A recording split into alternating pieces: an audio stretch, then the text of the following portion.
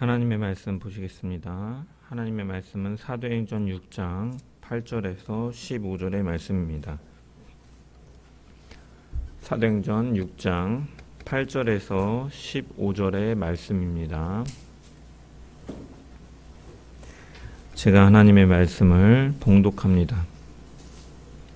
스데반이 은혜와 권능이 충만하여 큰 기사와 표적을 민간에 행하니 이른바 자유민들 즉 구레네인, 알렉산드리아인, 길리기아와 아시아에서 온 사람들의 회당에서 어떤 자들이 일어나 스데반과 더불어 논쟁할세. 스데반이 지혜와 성령으로 말하미를 그들이 능히 당하지 못하여 사람들을 매수하여 말하게 하되 이 사람이 모세와 하나님을 모독하는 말을 하는 것을 우리가 들었노라 하게 하고 백성과 장로와 서기관들을 충동시켜 와서 잡아가지고 공회에 이르러 거짓 증인들을 세우니 이르되 이 사람이 이 거룩한 곳과 율법을 거슬러 말하기를 마지 아니하는도다. 그의 말에 이 나사렛 예수가 이곳을 헐고 또 모세가 우리에게 전하여 준 규례를 고치겠다 함을 우리가 들었노라 하거늘 공회 중에 앉은 사람들이 다 스데반을 주목하여 보니 그 얼굴이 천사의 얼굴과 같더라. 아멘. 말씀을 통한 주의 은혜와 평강이 모인 모든 자들 가운데 넘치기를 축원합니다. 우리는 지난 시간에 초대교회가 공동체 안에 생긴 갈등을 어떻게 해결하는지를 살펴보았습니다. 초대교회는 성령의 역사 가운데 성장하고 있었고 복음은 힘있게 전파되고 제자의 수는 날로 늘어갑니다. 이렇게 교회가 성장하는 가운데 위기가 찾아오죠. 이전까지는 주로 외부에서 오는 핍박과 박해가 위기였다면 이번에는 아나니아와 삽비라나 또한 이 구제 문제를 통하여서 이 내부적인 문제가 발생하게 됩니다. 헬라파 유대인들이 그 과부들이 매일의 구제에서 소외됨을 통해 공동체 안에 원망이 생기게 되었습니다. 이로 인하여서 공동체는 분열될 수 있는 위기에 처합니다. 초대교회는 이 문제를 그저 덮어두는 것이 아니라 하나님 앞에 질서를 세우고 각 사람에게 맡겨진 역할을 분명하게 분별하고 성령과 지혜가 충만한 사람들을 세워서 공동체를 섬기게 하죠. 그 결과 7절의 말씀처럼 하나님의 말씀이 점점 왕성하여 예루살렘에 있는 제자의 수가 더 심히 많아지고 허다한 제사장의 무리도 이 도에 복종하니라 하는 말씀처럼 하나님께서는 그 일을 통하여 교회를 더욱더 건강하게 세워가시고 복음은 더 힘있게 전진하게 되었습니다. 오늘 본문은 그 이야기의 연장선에 있는 내용입니다. 지난 시간에 세워졌던 그 7사람 가운데 이제 스데반이 등장하죠. 본문은 스데반의 이야기를 통해서 이 어떤 사람이 복음을 위해 쓰임받는 사람인가, 그리고 어떤 사람이 하나님께서 기뻐하시는 사람이고 그리고 그런 사람을 세상은 어떻게 대하는지를 보여주고 있습니다. 스데반은 성령과 지혜, 은혜와 권능이 충만한 사람이었습니다. 그리고 사람들의 미움과 거짓 고발 앞에서도 흔들리지 않는 사람이고 말씀 마지막에 보면 공회에 모인 모든 사람들이 스데반을 주목하여 보는데 그의 얼굴이 마치 천사의 얼굴과 같았다라고 기록하고 있죠. 죽음이 가까이 다가오고 있었지만 그의 얼굴에는 평안이 있었던 것이죠.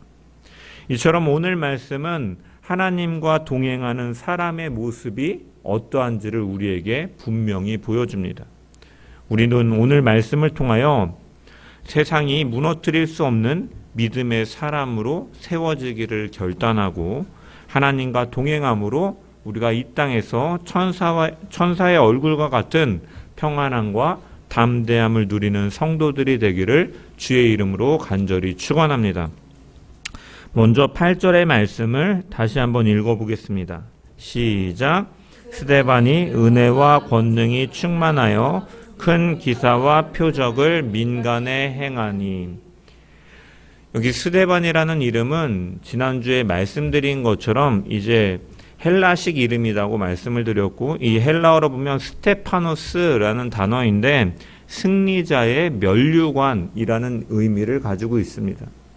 그래서 면류관은 고대 그리스의 이 올림피아 경기에서 우승한 자들에게 주어지는 것이죠. 첫 번째로 뭐 달리기에 들어왔다든지 가장 힘이 센 사람이든지 하는 자에게 주어지는 것이 바로 면류관인데, 어찌 보면 최초의 순교자라고 하는 이 스데반에게 이 스테파노스 면류관이라는 이름은 굉장히 걸맞아 보입니다. 왜냐하면 그는 교회의 첫 번째 순교자로서 영광스럽게 주님 품에 안겼을 것이기 때문이죠. 사람들은 그것이 무엇이 영광이겠느냐 하겠지만 믿음의 눈으로 바라봤을 때 그것은 주님의 품에 안기는 가장 첫 번째 순교자로서 영광스러운 모습으로 나아갔을 것이기 때문에 참 이름부터 참 걸맞다라는 생각이 듭니다. 본문은 이 스데반이 은혜와 권능이 충만하다라고 소개하고 있습니다. 그런데 이전에 보면은 3절 말씀에 보면 7사람을 세우는 7집사를 세우면서 그에 대한 소개로 성령과 지혜가 충만한 사람이라고 소개하죠. 또한 5절을 보면은 믿음과 성령이 충만한 사람이다라고 또한 기록되어 있습니다. 즉 이 세 절의 말씀을 종합해 보면 성령과 지혜와 믿음과 은혜와 권능이 충만한 사람이다라는 것이죠. 주목해야 할 것은 성경이 스데반의 모습을 언급하는 부분에서 그가 큰 기사와 표적을 행하는 사람이다라고 먼저 언급하는 것이 아니라 먼저 성령과 지혜와 믿음과 은혜와 권능이 충만한 사람이다라고 분명히 먼저 드러낸 이후에, 소개한 이후에 그 이후에 큰 기사와 표적을 행하였다라고 말씀하고 있다라는 부분이죠. 오늘날 많은 사람들은 눈에 드러나는 결과만을 보려고 하죠. 능력이 얼마나 있는가, 그가 어떠한 일을 이루었는가, 어떠한 성과를 나타내었는가가 사실은 주목받기 때문에 먼저 그것에 대한 업적을 소개하거나 그것에 대해 언급을 하는데, 성경은 언제나 그러한 외적인 사람의 결과보다 먼저 그 사람의 영적인 상태를 먼저 언급하고 있는 것이죠. 왜냐? 하나님은 그 사람의 능력이 아니라, 성과가 아니라, 공로가 아니라 그 사람의 중심을 보시는 하나님이시기 때문입니다. 그래서 이 스데반은 단순히 능력이 있는 사람이 아니라 은혜가 충만한 사람이었다라는 것이죠. 여기서 은혜라는 단어는 헬라어로 카리스라는 단어예요. 하나님께로부터 받은 호의, 하나님께로부터 받은 사랑, 값없이 주어진 것을 의미하는 단어이죠. 그래서 이것은 스데반이 은혜에 충만한 자였다라는 말씀은 스데반이 하나님의 은혜를 알고 있었고 하나님의 그 은혜 안에 머물고 있었고 하나님의 은혜로 살아가는 사람이었다라는 말씀입니다. 그리고 이 은혜를 아는 자는 어떠한 자입니까? 자기 자신을 드러내거나 자랑하지 않는 자이죠. 왜냐하면 은혜를 아는 사람은 자신이 무엇을 하였는가 보다 하나님께서 무엇을 나에게 베푸셨는가를 먼저 생각하기 때문이죠.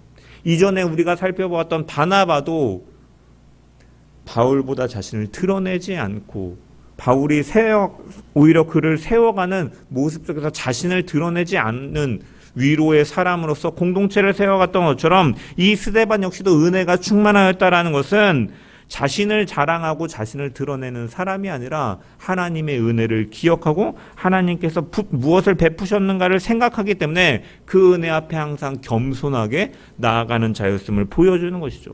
그리고 하나님께서는 그 은혜를 아는 자를 사용하시는 분이신 것이죠. 우리가 이 은혜를 잊어버리면, 하나님께서 내게 베푸신 은혜를 잊어버리면 죽게 하는 봉사조차도 교만해지게 만들 수 있죠. 은혜를 잃어버리면 은혜로 받은 직분이 권리가 되고 말아집니다. 은혜를 잃어버리면 신앙생활이 자기의가 되는 것이죠. 그러나 은혜가 충만한 사람은 언제나 하나님 앞에서 자신을 낮추며 살아가는 것입니다. 그래서 내가 무엇을 했냐, 내가 이만큼 했는데를 자랑하는 것이 아니라 늘 언제나 하나님께서 베푸신 은혜 속에서 살아간다라고 고백하고 늘 하나님께 영광을 돌리는 삶을 살아가게 되는 것이죠. 이처럼 스데반은 은혜가 충만한 사람이었고 하나님은 이 은혜 안에 머물며 은혜를 기억하는 스데반을 사용하신 줄 믿습니다. 이어서 누가는 그 스데반이 권능이 충만하였다라고 말씀하고 있습니다. 여기 권능이라고 번역된 단어를 헬라어로 보면 디나미스라는 단어인데 하나님의 능력, 하나님께서 주시는 힘을 의미하는 것이죠. 이처럼 스데반은 자신의 어떠한 능력으로 이러한 것들을 행한 것이 아니라 하나님께서 주신 능력으로 감당했고, 그렇기 때문에 자신을 드러내는 사람이 아니라 하나님께서 자신을 통해 일하시도록 하나님께 자신을 내어드리는 사람이었다라는 것입니다. 그가 이렇게 은혜를 의지하고 하나님께 자신을 내어드림으로 하나님을 드러내는 권능으로 충만한 사람이었던 이유는 무엇입니까? 3절에 또한 5절의 말씀처럼 그가 성령으로 충만하였기 때문이죠. 성령은 하나님의 영으로서 우리로 하여금 하나님이 어떠한 분이신지를 알게 하시는 분이시죠. 하나님이 내게 어떠한 은혜를 베푸셨는가를 알게 하시는 분이죠. 그 예수 그리스도의 은혜를 더욱더 깨닫게 하시고 날마다 그 은혜가 오늘의 은혜가 되어서 살아가도록 우리를 그 진리로 인도하시는 분이십니다. 그래서 죄인된 우리가 하나님의 자녀가 된 것이 얼마나 큰 은혜인지를 알게 하시고 모든 것이 하나님의 은혜임을 고백하게 하시는 분이신 것이죠. 또한 성령께서는 우리가 잘못된 길로 갈 때는 책망하시고 진리로 인도하시는 분이시죠. 그분을 통해 조명되어지는 하나님의 말씀으로 우리를 깨닫게 하시고 우리를 다스리시고 그 말씀에 순종하도록 이끄시는 분이 바로 성령 하나님이신 것입니다. 다시 말해 성령 충만한 사람은 그 은혜를 알고 하나님의 말씀에 통치를 받으며 살아가는 사람인 것이죠. 그리고 그렇게 하나님의 말씀에 붙들린 사람에게 하나님께서는 필요한 힘과 능력을 공급하여 주시는 것입니다. 이것이 바로 성경이 말하는 권능입니다.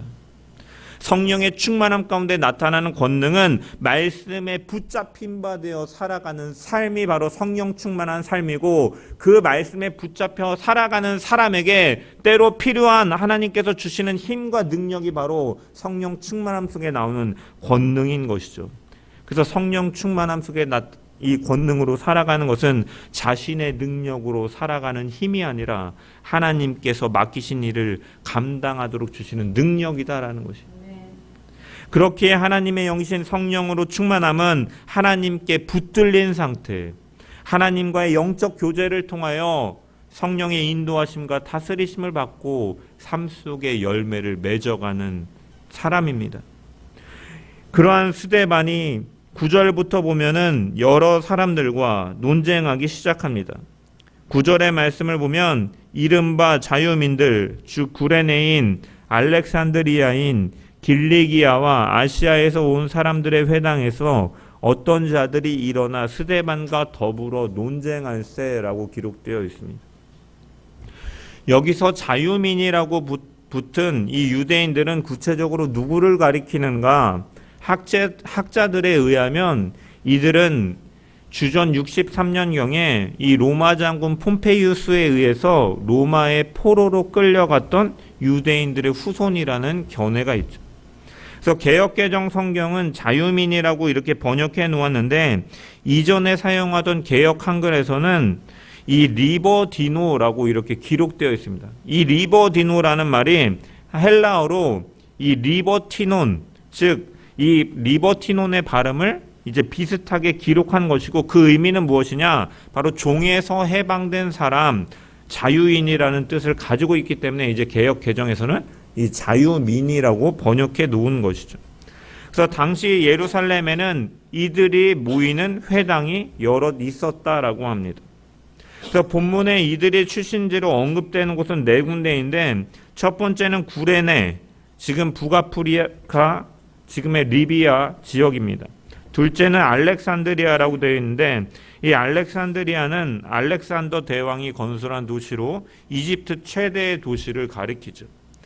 한때는 전체 도시의 5분의 1을 차지할 정도로 유대인이 많았다라고 합니다. 그리고 참고로 이 알렉산드리아에 유대인들이 많았기 때문에 이 70인역, 이 구약 성경 히브리어 성경을 헬라어로 번역한 70인역이 이 최초로 번역된 곳이 바로 이 알렉산드리아 학파의 학자들에 의해서 번역이 된 것이죠.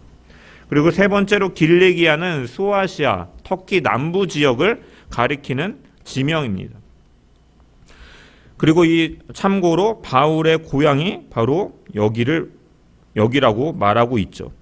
그리고 마지막으로 이제 아시아라고 이제 밝히고 있는데 여기는 지금 이 터키의 서부 지역으로 이제 에베소를 중심으로 한 지역을 가리킵니다.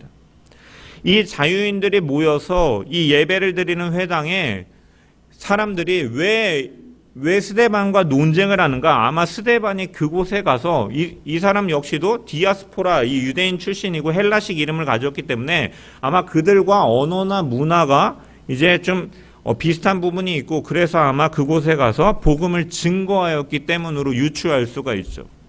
특별히 누가는 그래서 스데반이 이 세워진 이유가 그들의 그 헬라파 과부들이 매일의 구제에서 누락되었기 때문에 제외되었기 때문에 그것을 감당하기 위해서 세워진 사람이었지만 그가 구제 사역만을 감당한 것이 아니라 복음을 증거하는 사역에도 힘쓰고 있음을 보여주고 있는 것이죠.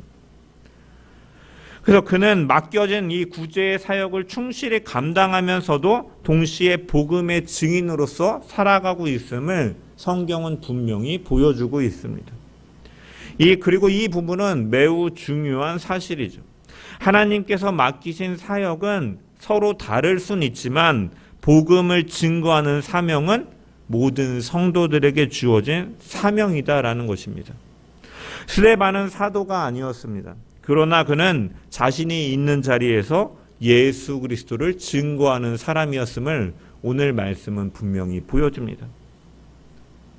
제가 신학을 공부하기 전에 사회복지를 공부하고 사회복지 분야에서 일했다 보니까 지금도 그 분야에서 일하는 종사하는 지인들이 있습니다. 그 중에 이제 신앙인들도 있는데 어느 날 한 분이 이제 자기 교회에서 이제 설교를 듣고서 이제 남긴 글을 보게 되었는데 그 설교하시는 목사님께서 이런 말씀을 하셨나 봐요. 사회복지도 결국은 복음을 전하기 위해 하는 일이다라고 이렇게 설교 중에 언급했는데 그 말에 거부감이 들었다라고 이렇게 글을 쓴 것을 보았습니다. 왜냐? 자신은 사회복지를 전도의 수단으로 하는 것이 아니라 정말 어려운 사람들을 섬기고 돕기 위해 일하고 있다라는 의미에서 그 말에 거부감이 들었다라는 것이죠. 사실 그 말에도 일리는 있어요. 도움이 필요한 사람을 돕는 일 자체는 사실 귀한 것이죠. 교회도 마찬가지예요. 구제는 복음을 전하기 위한 미끼는 아니죠. 낚시를 하기 위해서 그러한 일들을 행함으로써 전도하기 위해서 하는 것은 아니죠. 사랑은 사랑 자체로 귀하기 때문입니다. 하지만 동시에 우리가 기억해야 할 것은 성도는 세상 사람들과 같은 이유로만 선한 일을 하는 존재가 아니다라는 것이죠. 우리는 먹든지 마시든지 무엇을 하든지 하나님의 영광을 위하여 살아가는 사람들인 것입니다. 그래서 우리가 사람을 돕는 것도 직장을 일하는 것도 직장에서 일하는 것도 가정을 섬기는 것도 교회에서 봉사하는 것도 결국은 하나님께서 우리를 통해서 영광 받으시기를 원하는 마음에서 감당하는 것이죠. 믿기는 아니지만 궁극적인 목적은 우리가 하나님께 영광을 돌리고 예수 그리스도의 그 은혜를 전하기 위해서 우리는 각자의 자리에서 부르심을 받은 자리에서 사명을 감당해 나아가는 것이죠. 스데반도 마찬가지입니다. 그는 헬라파 과부들의 구제 문제를 위해서 세워진 사람이었지만 그는 거기서 멈추는 것이 아니라 맡겨진 일을 충성스럽게 감당하면서도 자신이 만난 예수 그리스도를 증거하는 사람이었습니다. 이처럼 성령으로 충만한 성도는 자신이 있는 자리에서 예수 그리스도의 증인으로 살아가도록 부름을 받은 자들인 줄 믿습니다. 어떤 사람은 강단에서 복음을 전하고, 어떤 사람은 직장에서 전하고, 어떤 사람은 섬김과 사람을 통해 전하는데 방법은 다를 수 있지만 모든 성도는 복음의 증인으로 부름받았음을 기억하고 우리 역시도 복음의 증거자로 살아가는 모든 자들 되기를 소망합니다. 그리고 바로 그러한 삶을 살아가던 스데반에게 세상은 반응하기 시작하죠. 10절의 말씀을 우리 다시 한번 읽어보겠습니다. 시작. 스데반이 지혜와 성령으로 말함을 그들이 능히 당하지 못하여. 여기서 누가는 매우 중요한 사실을 보여줍니다. 스데반이 논쟁에서 이긴 이유가 무엇입니까? 그가 말을 잘하거나 학식이 뛰어나서가 아닙니다. 스데반이 지혜와 성령의 충만함 속에서 말하였기 때문이다라고 밝히고 있죠. 여기서 지혜는 단순한 지식이 아닙니다. 하나님께서 주시는 영적인 통찰력이죠. 그리고 성령께서 그를 붙드시고 말씀하게 하셨다라는 뜻입니다. 그리고 예수님께서도 이 일에 대해서 이미 제자들에게 말씀하셨죠. 너희를 넘겨줄 때 어떻게 또는 무엇을 말할까 염려하지 말라. 그때 너희에게 할 말을 주실 것이다. 성령을 통해 할 말을 주실 것이다 라고 제자들에게 말씀하셨죠.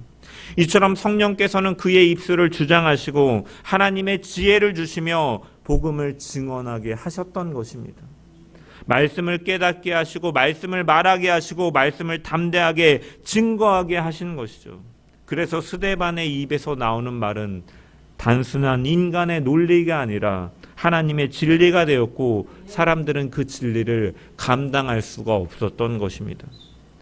생각해보면 스데반은 예수님을 직접 따라다녔던 12사도 가운데 한 사람이 아니었습니다. 복음서를 보아도 그의 이름은 등장하지 않죠. 그런데 그는 구약 성경을 통해 드러나는 하나님의 구원 계획과 예수 그리스도의 복음을 깊이 이해하고 있음을 사도행전 이후에 나오는 7장의 스데반의 설교를 통해 우리는 발견할 수가 있죠. 이것은 그가 사도들의 가르침을 듣고 말씀을 배우고 성령께서 깨닫게 하시는 진리를 붙들며 살아갔기 때문에 가능한 것입니다.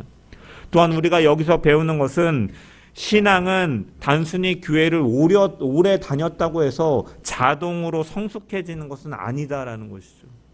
직분이 있다고 해서 저절로 믿음이 자라는 것도 아닙니다.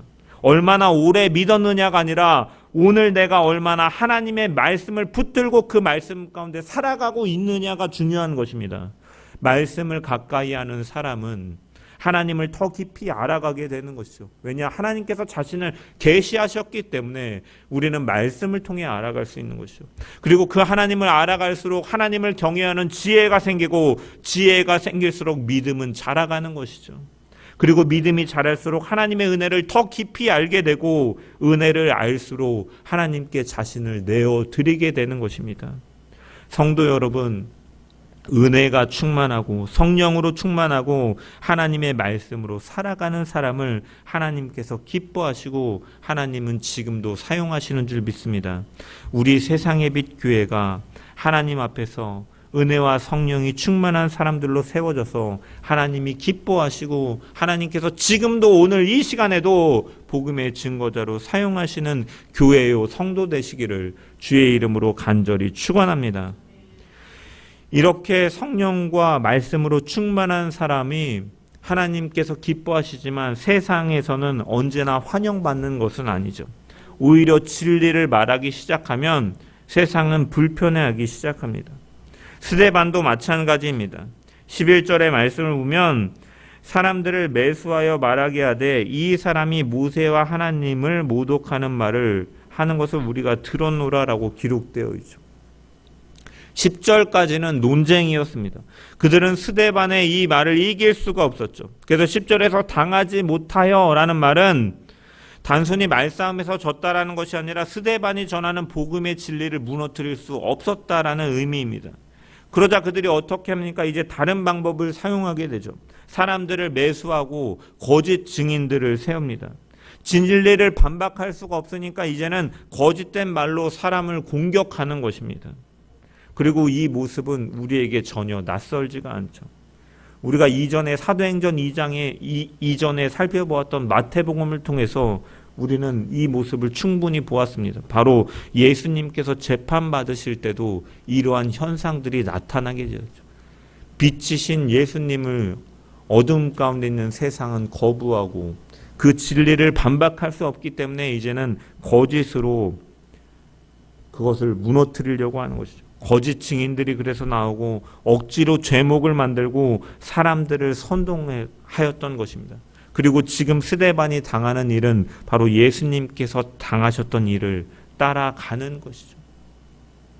그래서 이것은 누가가 이 사도들의 사역, 이 나오는 제자들의 사역과 예수님의 사역을 평행하게 만듦을 통해서 무엇을 보여줍니까? 예수님의 천상 사역, 그분의 사역은 올라가신 이후에도 사도들을 통해 지속되고 있다라는 것을 보여주는 것이고, 또한 이 제자는 또한 어떠한 사람인가? 바로 그 예수님이 가신 길을 따라가는 사람이다라는 것을 우리에게 분명히 보여줍니다.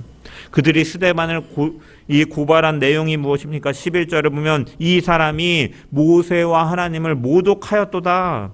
13절에 보면 이 사람이 이 거룩한 곳 성전을 가리키죠. 그리고 율법을 거슬러 말하기를 마지 아니하는도다. 14절에 보면 그의 말이 이 나사렛 예수가 이 성전을 헐고 또 모세가 우리에게 전하여 준 규례를 고치겠다 함을 우리가 들었노라. 정리해보면 스데반은 모세를 모독하고 하나님을 모독하고 성전을 훼손하려 하고 율법을 폐하려 하는 사람으로 고발당하고 있는 것이죠. 그런데 스데반은 모세를 부정한 적도 없고 하나님을 모독한 적도 없고 성전을 파괴하자고 말한 적도 없습니다. 그래서 그는 이러한 고발을 당했기 때문에 7장에 나중에 보면 구약의 이러한 역사들을 언급하면서 그 구약을 가리키고 있는 참된 메시아가 바로 예수 그리스도다라는 것을 다시 한번 증언하는 거죠. 그리고 이전에도 그는 모세를 모독하고 하나님을 모독하고 성전과 율법을 폐기하자라고 말하는 것이 아니라 그 구약이 가르치고 있는 모든 것들이 예수 그리스도다라는 것을 증거했을 뿐이다라는 거예요. 모세를 버리라고 말하는 것이 아니라 모세가 증거한 분이 예수님이라고 말하는 것이고, 성전을 부정한 것이 아니라 성전을 가리키는 참된 임재가 예수 그리스도 안에 이루어졌다라는 것을 증거한 것이죠. 하지만 사람들은 진리를 거부할 때 종종 진리 자체보다 이제 진리를 전하는 사람을 음해하고 공격하고 모습을 보이겠고, 이건 역시도 예수님께서 경험하셨고 스데반이 경험하고 있는 모습인 것입니다. 그리고 이 장면은 우리에게 분명히 알려주죠. 참된 제자는 단순히 예수님의 말씀을 배우는 사람이 아니라 예수님의 길을 따라가는 사람이다라는 것입니다. 스데반은 예수님께서 그 거짓 증인들을 통하여 거짓 증언을 당하고 고발을 당하는 이러한 모습 속에서 복음을 증거하였던 것처럼 우리 역시도 그러한 길을 가야 된다라는 것이죠. 우리는 예수님을 따라가고 싶다라고 말은 합니다. 예수님의 사랑을 담고 싶고 예수님의 능력을 담고 싶다라고 말해요. 그러나 예수님을 따라가는 것은 때로는 예수님 때문에 오해받는 것이고, 때로는 예수님 때문에 손해도 보는 것이고, 때로는 예수님 때문에 비난받는 것도 포함하는 것입니다. 놀라운 것은 스데반이 그 길을 피하려 하지 않았다라는 것이죠. 복음을 붙들었기 때문에 고난의 자리에 서게 되었고, 진리를 증거했기 때문에 비난의 자리에 서게 되었지만 그는 물러서지 않고 있습니다. 성도 여러분, 우리도 마찬가지입니다. 예수님을 믿는다는 것은 단순히 복을 받는 것을 의미하지 않습니다. 예수님을 따른다라는 것은 주님께서 걸어가신 길을 따라가는 것이죠. 세상이 환영할 때에만 주님을 따라가는 것이 아니라 때로는 오해와 손해가 찾아와도 주님을 붙드는 것이 바로 주님을 따르는 제자의 길인 것입니다. 우리 세상의 빛교회 모든 성도들이 예수님께서 걸어가신 그 길을 기쁨으로 걸어가며 믿음 때문에 때로는 손해를 보고 복음 때문에 오해를 받더라도 끝까지 주님 가신 길을 함께 걸어가는, 어떠한 상황 속에서도 주님을 부인하지 않는 참된 제자들로 서가기를 주의 이름으로 간절히 축원합니다. 이제 마지막 15절의 말씀을 보겠습니다. 우리 15절 말씀을 다 같이 읽어봅니다. 시작.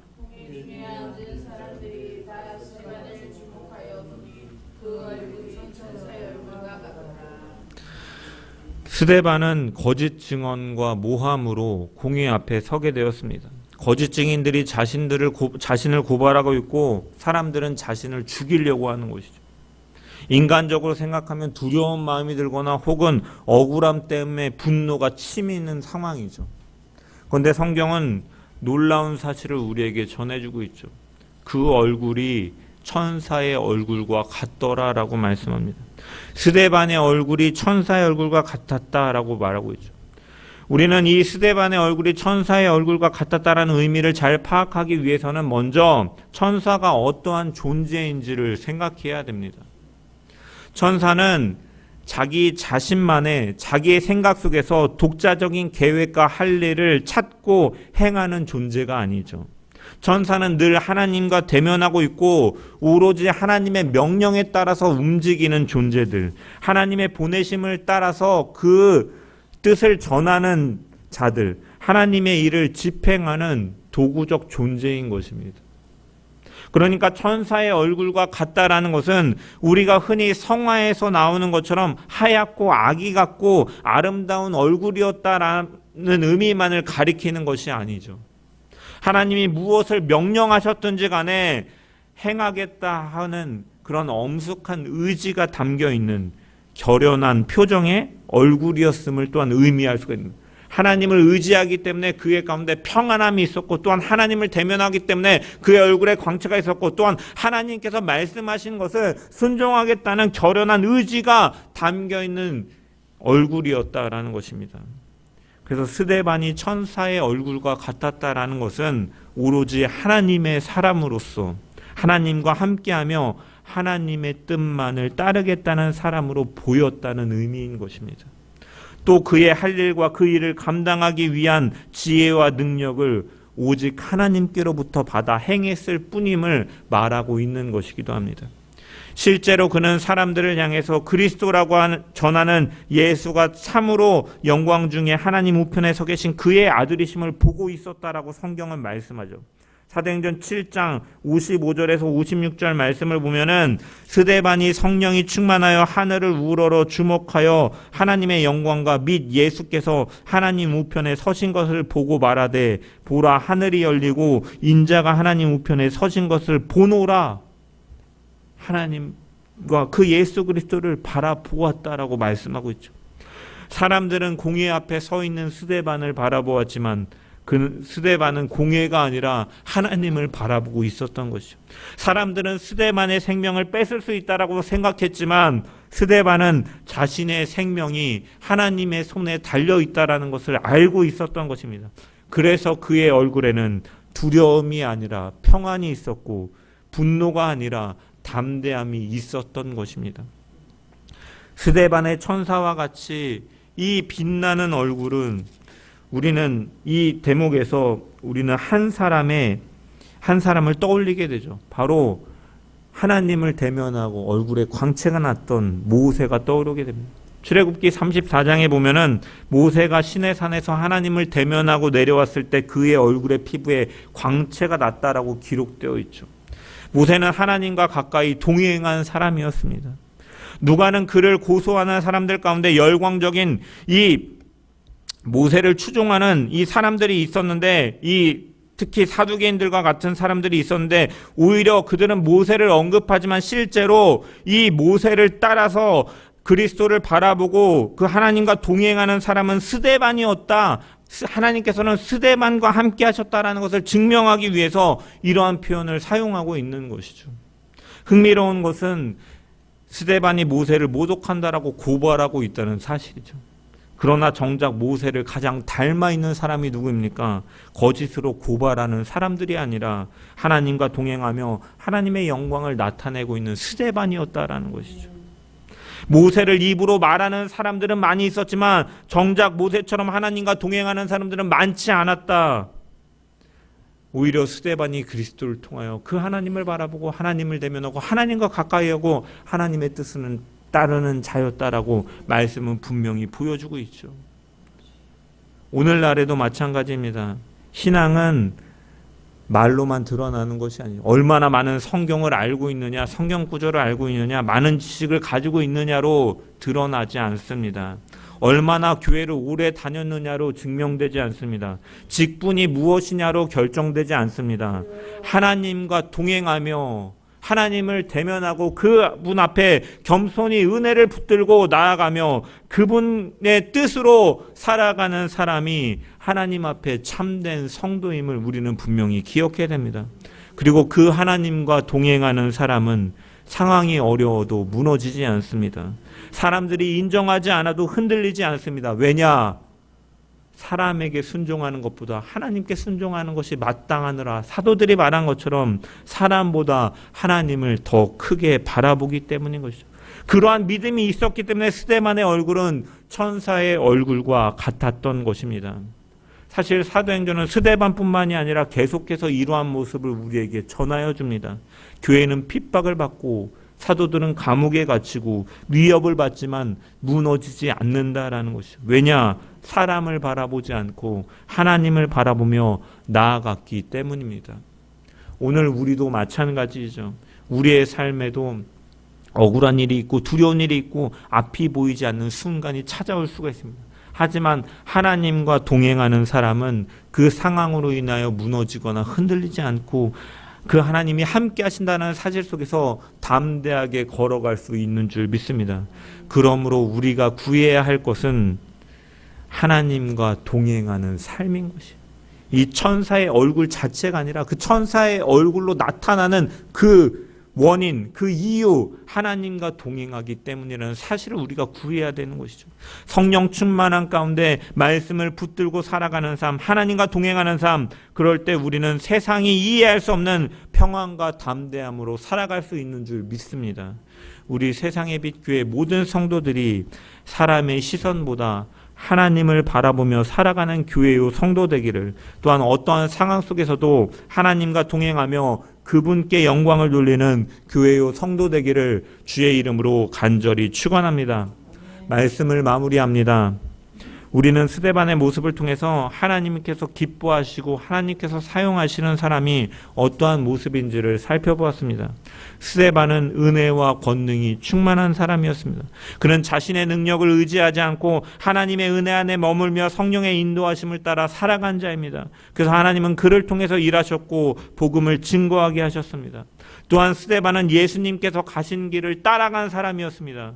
그는 복음을 전하다가 오해를 받고 거짓 고발을 당했으며 주님께서 걸어가셨던 고난의 길을 걷게 된 사람이지만 그는 그 길을 피한 것이 아니라 하나님의 뜻을 더 소중하게 여겼기 때문에 그는 묵묵히 걸어갔습니다.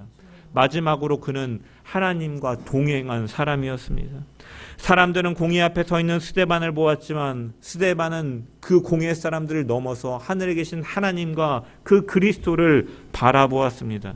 사람들은 위협하고 정죄했지만 스데반은 하나님께서 함께 하신다는 사실을 알고 있었기 때문에 그의 얼굴은 천사와 같은 얼굴이었던 것입니다. 세상은 여전히 오늘도 복음을 불편해합니다. 믿음대로 살아가는 사람을 이해하지 못합니다.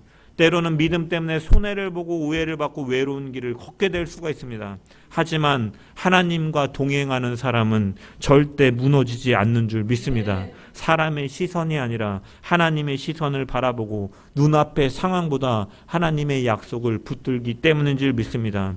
우리 세상의 빛교회 모든 성도들이 스데반처럼 은혜와 성령으로 충만한 사람이 되어서 예수님의 길을 따라가고 어떠한 상황 속에서도 하나님과 동행함으로 세상이 이해할 수 없는 평안과 담대함 가운데 살아가는 모든 성도들 되기를 주의 이름으로 간절히 축원합니다.